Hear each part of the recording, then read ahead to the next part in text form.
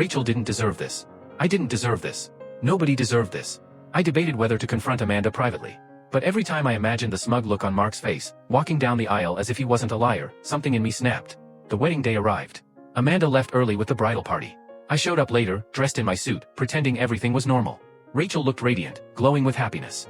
Amanda was at her side, beaming like nothing was wrong. And Mark, he looked like the cat who ate the canary. We made it through the ceremony. I sat there clenching my fists, feeling like a fraud as everyone clapped and cheered. At the reception, during the speeches, Amanda stood up and gave this emotional toast about true love and how Rachel and Mark were meant to be. I nearly choked. When it was my turn to speak, because Rachel had asked me, as Amanda's husband and a friend of the couple, to say a few words, I stood up, heart pounding, palms sweating. I started by congratulating Rachel, saying how much she meant to Amanda and how I truly admired her. Then I paused, looked at Mark, then at Amanda. And I said, marriage is supposed to be about trust and loyalty. But it's hard to celebrate that when the groom and the maid of honor have been sneaking around behind the bride's back. Gasps.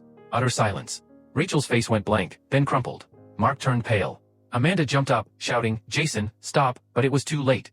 I pulled out my phone, opened the messages, and read a few lines out loud. Enough that nobody could deny what was happening. People screamed. Rachel ran out of the room sobbing. Mark tried to get me to stop, saying I was ruining everything. I looked at him and said, you ruined everything the moment you touched my wife. Amanda was crying, begging me to stop humiliating her. I told her, you humiliated yourself. You humiliated me. And worst of all, you humiliated your best friend on her wedding day. The reception dissolved into chaos. Rachel's parents demanded answers. Mark's family tried to calm things down, but Rachel came back, took off her wedding ring, and threw it at Mark in front of everyone. Then she slapped Amanda and told her she was dead to her. I left after that. I couldn't watch the wreckage any longer. Since then, Amanda has been begging me to talk.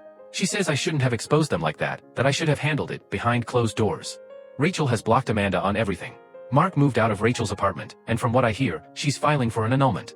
Amanda's parents are furious with me, saying I destroyed her reputation and embarrassed the family. Some mutual friends say I went too far, that I should have told Rachel privately instead of blowing up her wedding. But I keep thinking, Rachel deserved the truth. She deserved to know before she started a marriage built on lies. And Amanda and Mark? They deserved every bit of exposure for what they did. So, am I the asshole for exposing my wife's affair with the groom during her best friend's wedding instead of handling it privately?